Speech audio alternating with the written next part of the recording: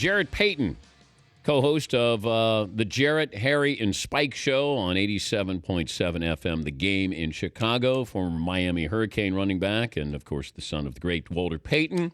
Let me start there, Jarrett. What would your dad think of this current Bears situation? You know, Dan, I was thinking about that last night as I started to see all this stuff unravel. And, you know, I know Papa Bear and my dad, Sweetness, are up there in their skybox in the sky kind of looking down and seeing what's going on this organization with this team. And, you know, I just believe that they both feel that, you know, they work so hard to be able to build something and to be a story franchise in the NFL.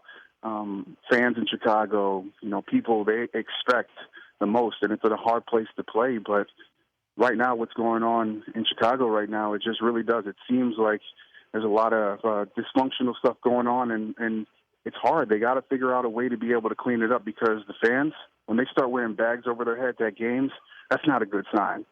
Who are the Bears fans blaming?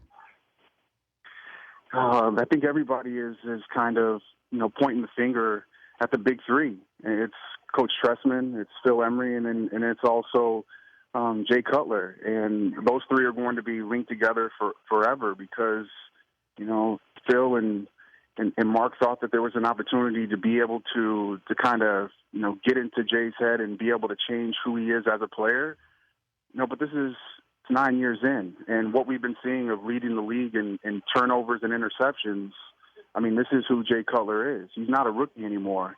And so with everybody always talking about how, he's got everything, the laser rocket arm, he's got all the potential, it's 9 years in. You know, you got to stop talking about potential, and you got to start looking at this is who he is as a player. And as a Bears fan and as a person that covers the Bears, I've accepted it, but it doesn't make me happy. Cutler done in Chicago? I don't know. You know, it's tough. I think it's hard to be able to go back after you bench a guy who you gave all that money to. I really think it's hard to go back. I mean, he's supposed to be, you know, the face of your franchise. I don't think you can go back and even next year and say, okay, this is how it's going to be. But I will say this, I don't believe that the Bears win a Super Bowl or get to the playoffs with Jay Cutler as the Bears quarterback. But you look at this situation here, and I think a lot of people read into Cutler's demeanor. I don't know Jay, but his personality, that he just doesn't seem like an elite quarterback with his approach to the game, how he reacts, his body language. Are we being fair on the outside looking into this situation with Cutler and his body language and his demeanor? No, Dan, I don't really think so. I think it's hard because you look at somebody's demeanor, and that's who they are as a person. Everything that I've heard about Jay on the outside, you know, people talk about him, and they say he's a great person. They say he's really, really nice, and, you know, people want to attack him there, and I don't think that's fair.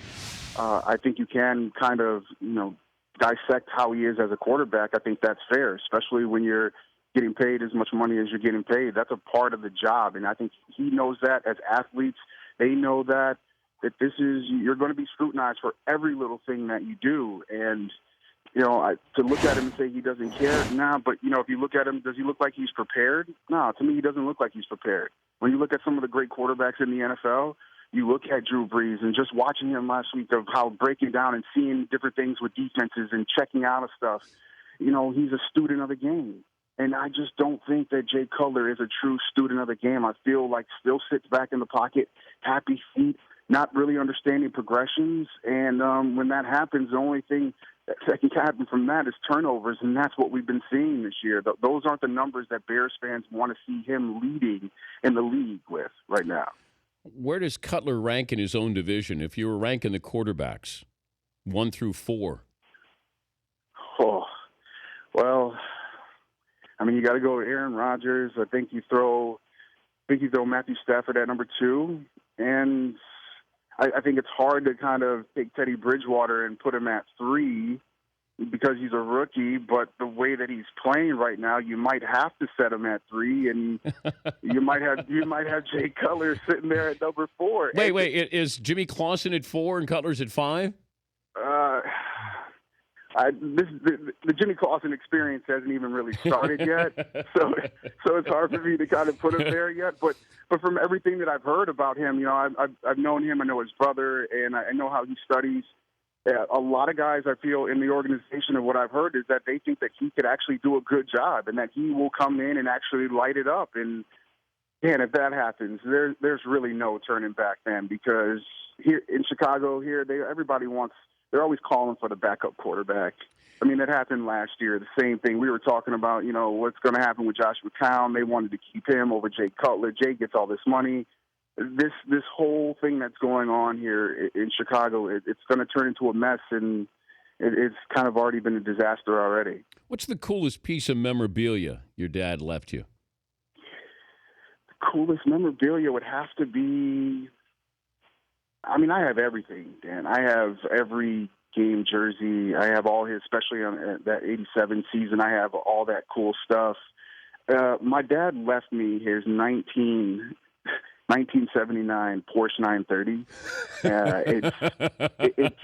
It's my baby. It was his first sports car that he ever purchased when he got into the league. And on the back, the license plate said IOU Zip.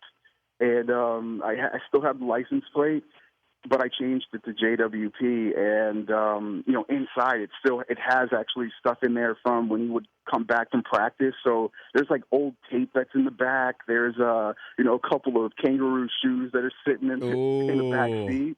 Oh. So I know Paul wants to get his hands on some of that stuff, but I don't think that's possible, man. I really don't. But I do have a bone to pick with you. I got to figure out how to be able to send all you guys something and send you something so you can put. There's got to be something Walter Payton in the studio, man. I don't see anything. I got to send you something. Jarrett, you pick it and I'll place it. I would be honored to have something from your father here in the man cave.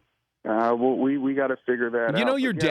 Your dad kissed me on the mouth one time at the Super Bowl in New Orleans. He saw me across the parking lot and he ran over and he had so much energy. He was so excited. He goes, DP, and he kissed me on the mouth, and I went, was that normal for your dad? I said, yeah, okay, sweetness, but I wasn't sure.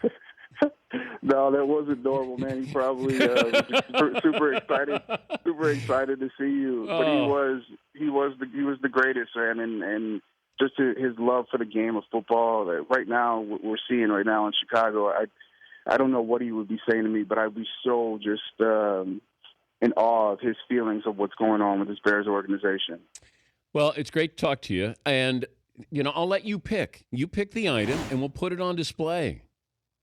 All right. Well, we'll talk about it. I gotta confirm it with my mom and my sister because it's all of our stuff. But we'll figure out something, man, and we'll figure out how we can get it to you. You'd love to have it, Jarrett. Thanks for joining us. Tell Harry and Spike I said hello. I will. Take care.